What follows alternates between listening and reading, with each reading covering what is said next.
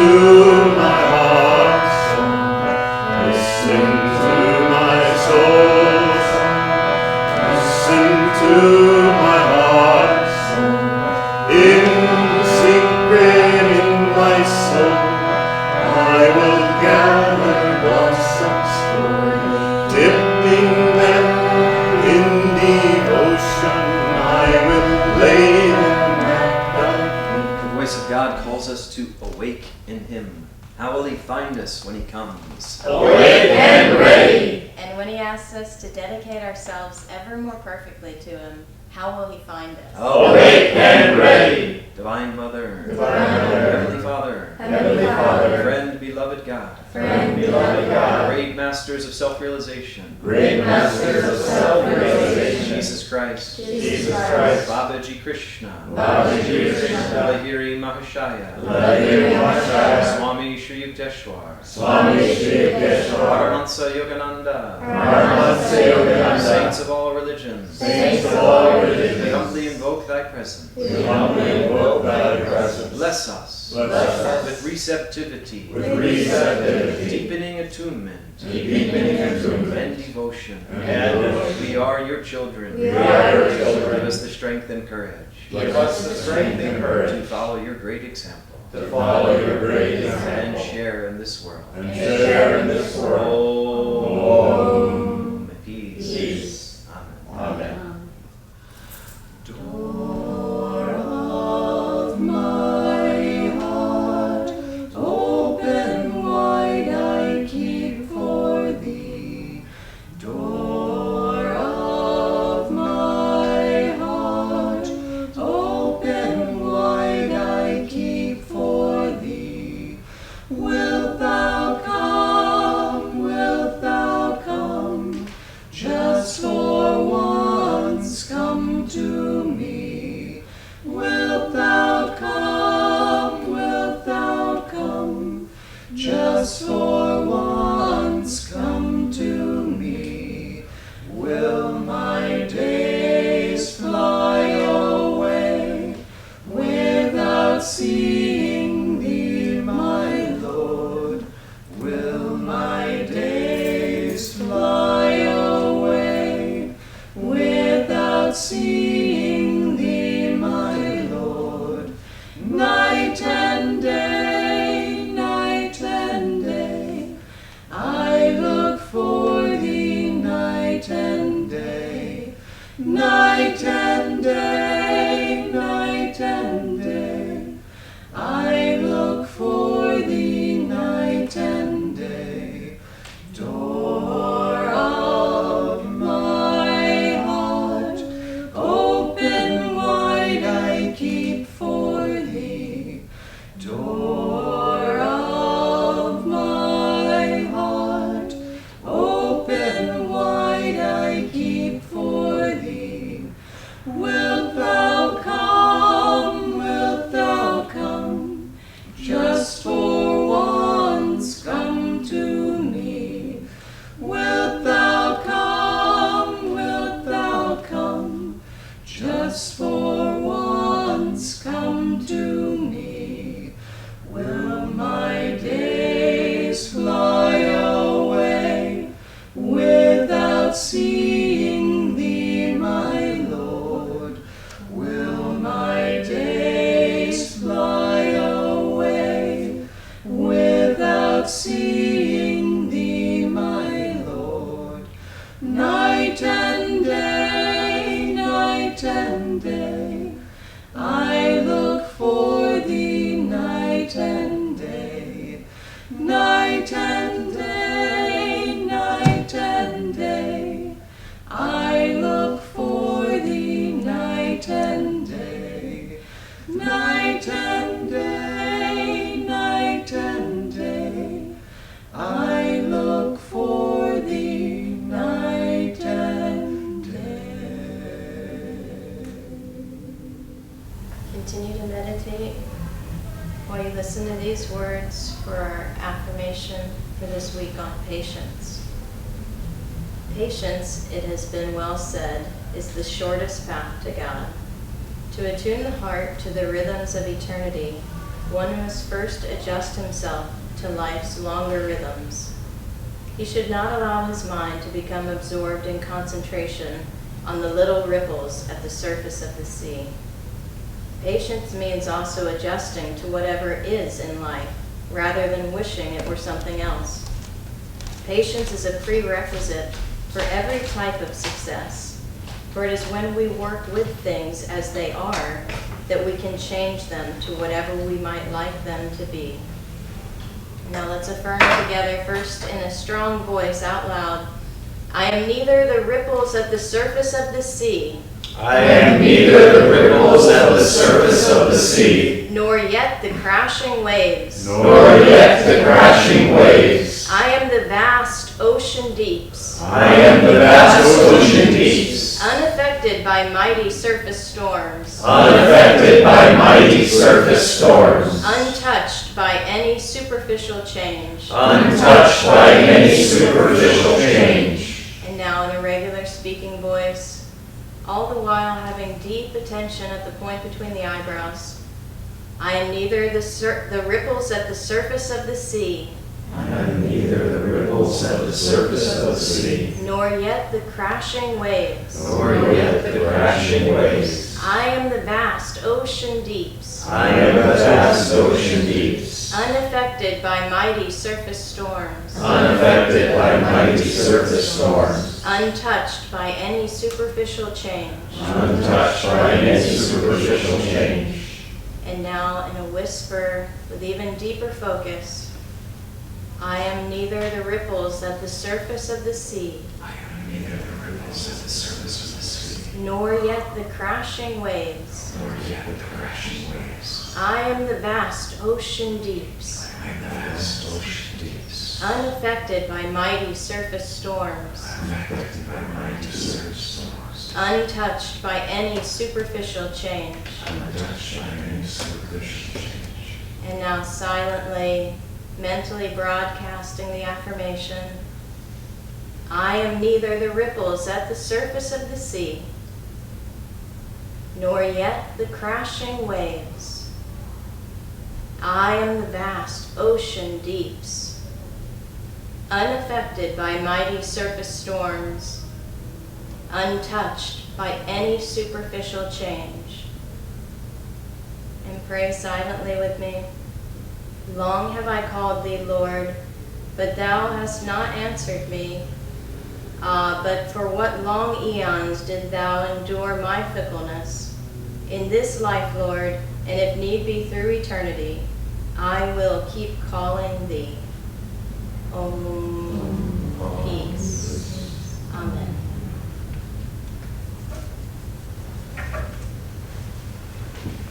Good morning. morning. Welcome to Sunday service. I'm Dharmadevi, if anyone doesn't know. This is my husband Narayan. Very happy to be with you. Welcome to those visiting from afar, from Seattle. We have someone from our Seattle. Well, I used to live in the Seattle community, but now I live in South Dakota. Oh, And I'm okay. thinking about moving down to Denver to teach yoga and meditation for the Denver meditation group down. Wonderful. Well, welcome. Thank you. And welcome to those visiting online as well. This is week 13, Deeds versus Intentions, from Rays of the One Light, weekly commentaries on the Bible and the Bhagavad Gita. Truth is one and eternal. Realize oneness with it and your deathless self within.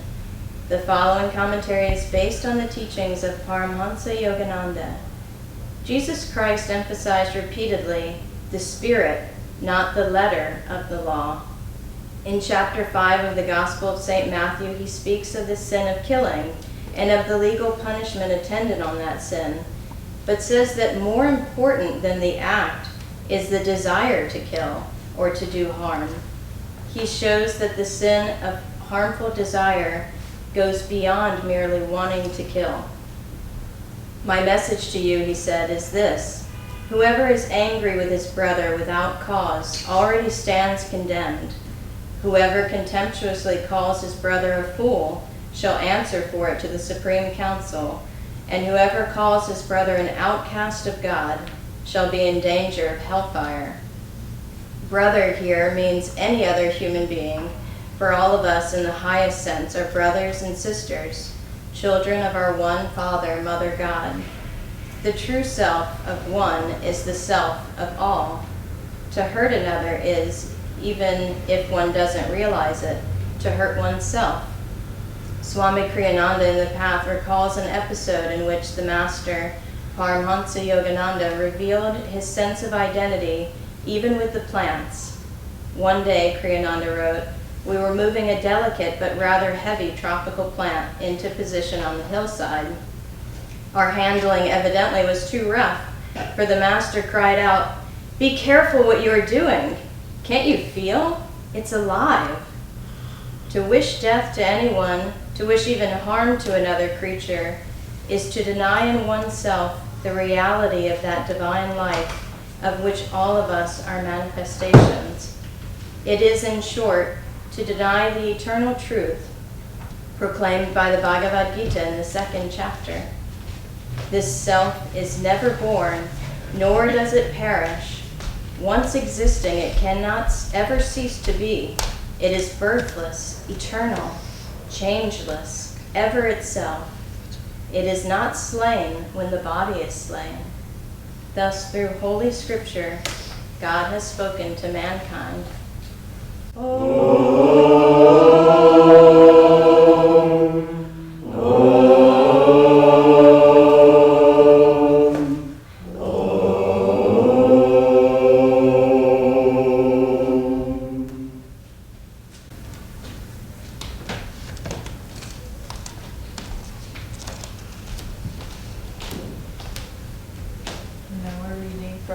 From Eternity by Paramahansa Yogananda. Make me the eagle of progress. Make me an eagle of progress, soaring far above narrow lanes of bigotry. Call me to soar ever higher and higher, far above all clouds of earthly pettiness. With the sharp talons of my soul, I will tear at the little squabbling birds of misery, which prey upon mankind. I will free my mind's skies from the buzzards of cynicism which prey on carcasses of dead hopes. I will soar on balanced wings of wholesome living, high up into the finest regions of divine perception. High above the hurricanes of earthly preoccupation, I will soar higher and higher to those unimagined heights where thou alone dost dwell. Make me thy eagle of ever upward progress.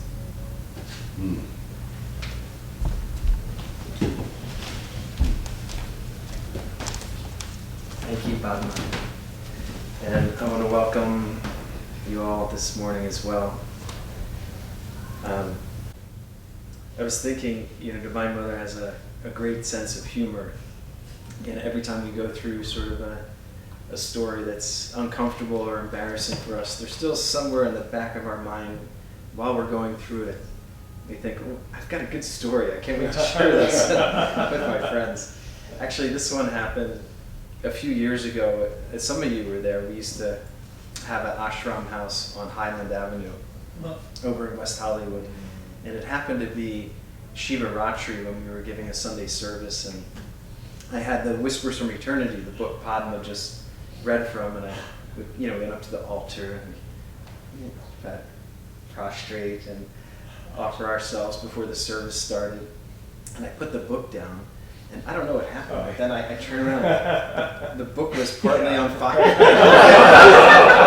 the part of the table, and they had like extinguished the fire. We attributed it to Shiva Ratri at that time. There's another humorous story that was deeply inspiring that involved Paramahansa Yogananda when he was in Encinitas. Some of you have been to the beautiful gardens there in Encinitas. It's exquisite. If you haven't gone, it's so worth meditating in those gardens and taking in the beautiful vibration. And there was a young man that came, I think from Mexico. I don't know the exact details. And he didn't know anything. And he just showed up at these gardens, and he was drawn to their divine, their spiritual magnetism. And the master came out right when he arrived. And he said, you weren't supposed to come now. And what he was saying is because of your karma, you weren't supposed to come for many lives. But because of his devotion, he was drawn back to the master. And he was accepted as a disciple. And he was a lot of trouble in the monastery.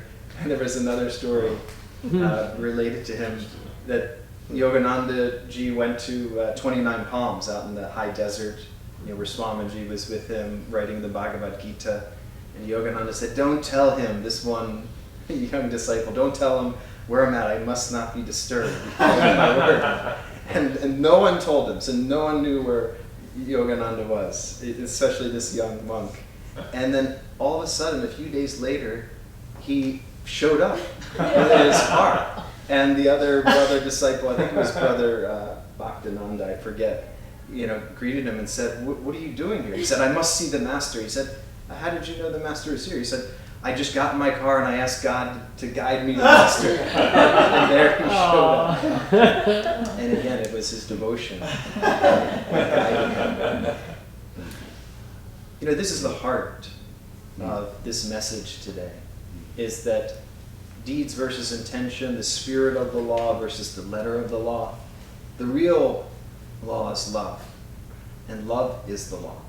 If you're in love with God, if you're in love with Divine Mother, if you're in love with beautiful things, inspiration will automatically guide you to the right course of action. Hasn't that happened to you?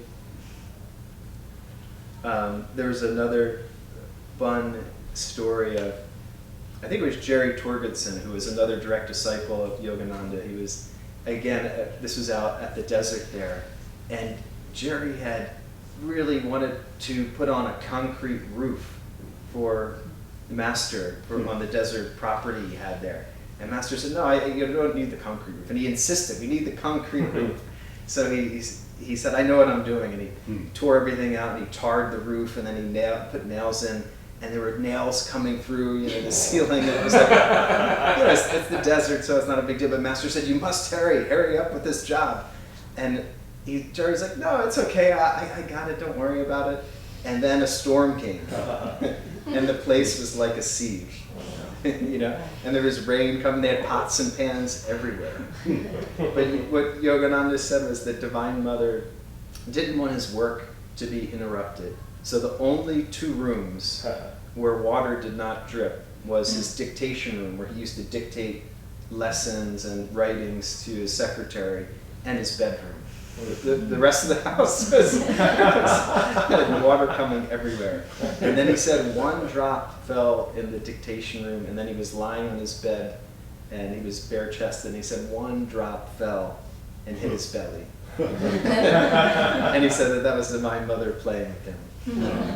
But do you know what he said of Jerry? He said, he loves much. That's what transforms people. We can follow all the rules in the world, but rules are like a stick. If you lean too hard on them, they break. Too much shouldsies, goodsies, woodsies gets you feeling enclosed. I am the eagle of upward progress. In order to progress upwards, we have to follow the natural love of our heart.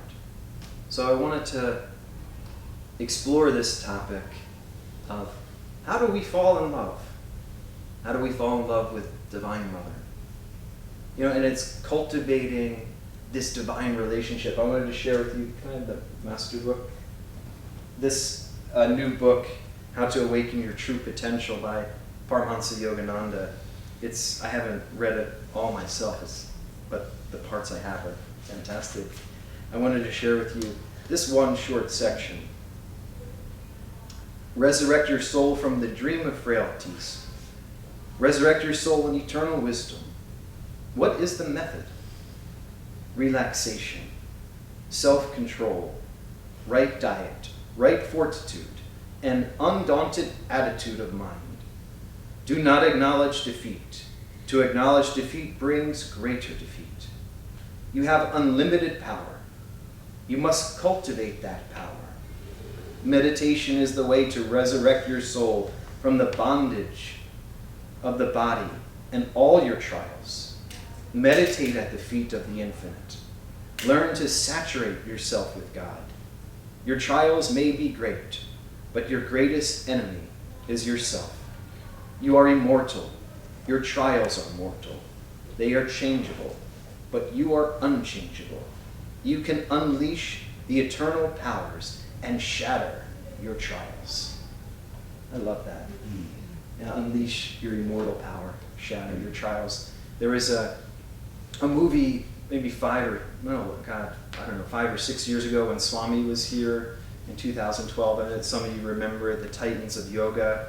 And there was this movie about the yoga movement, and Swami was partly featured in it.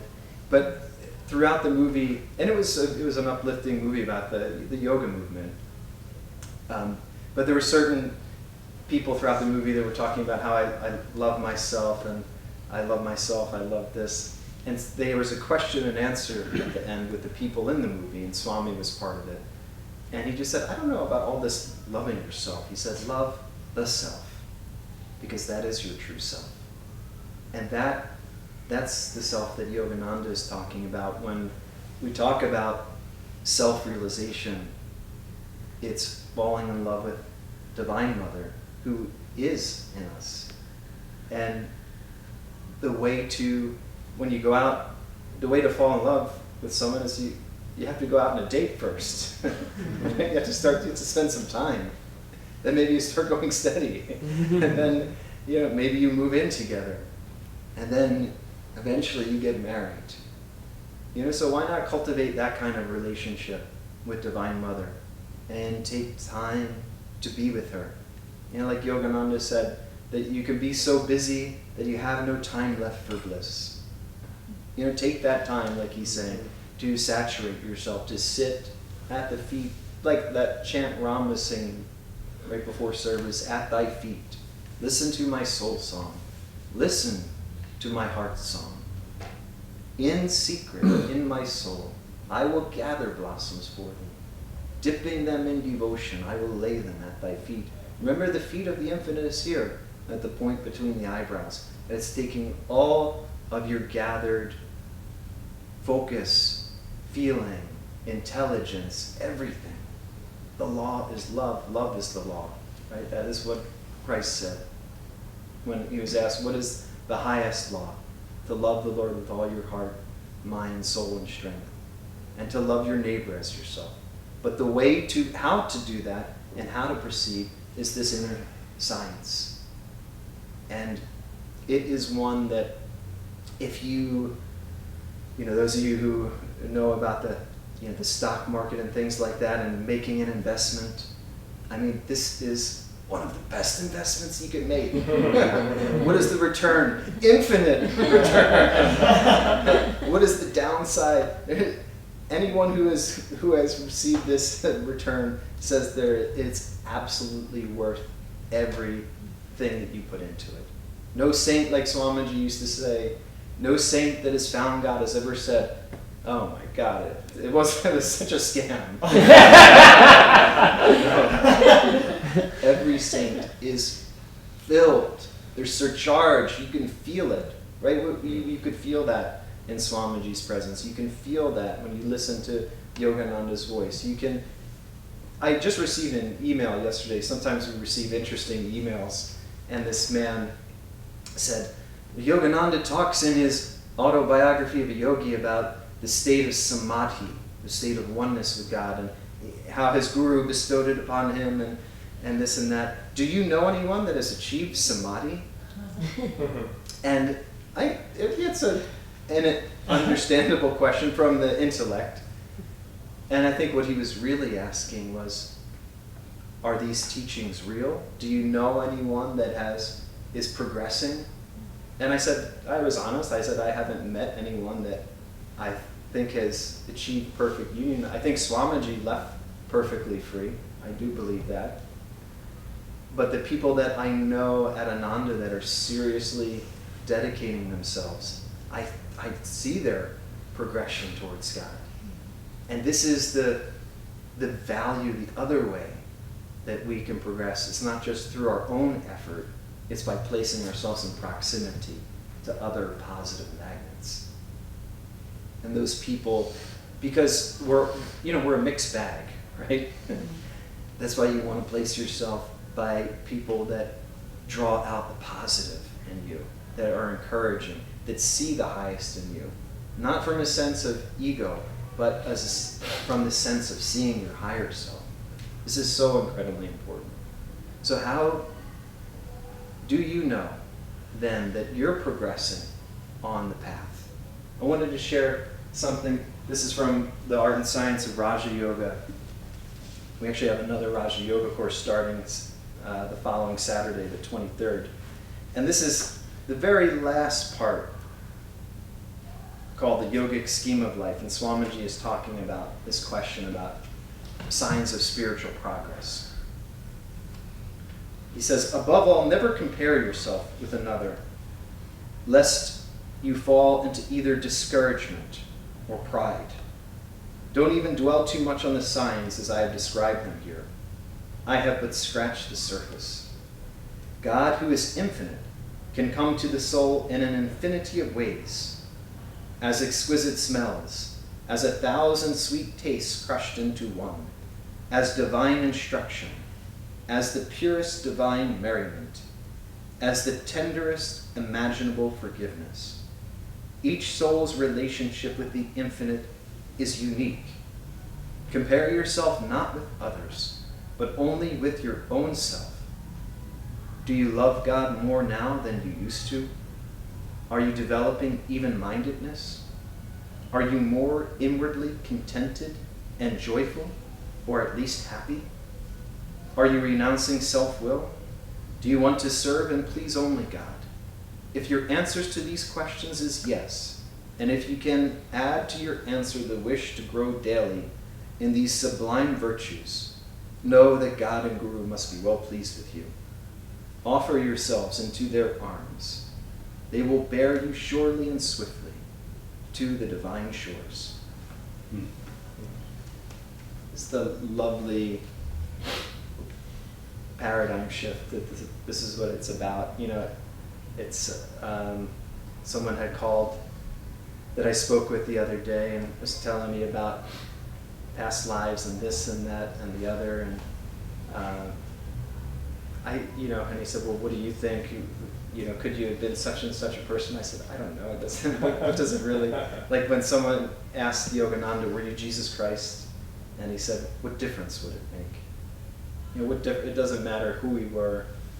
What matters is what we do right now, and like how we can make a spiritual effort in this moment, of course, will then affect our future positively.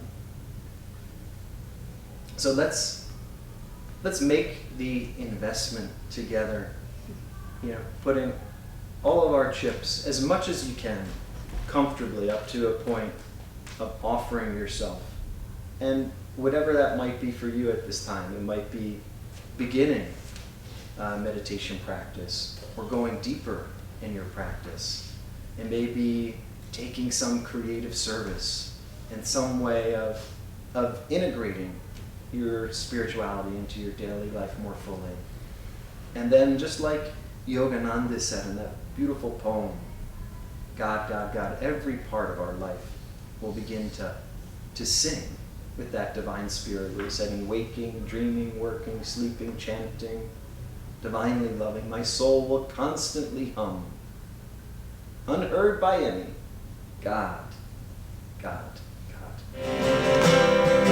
Nothing disturbing, nothing temporizes you, all things will pass, when touching wisdom, patience, endurance brings you to victory. Once you have found the one, nothing more.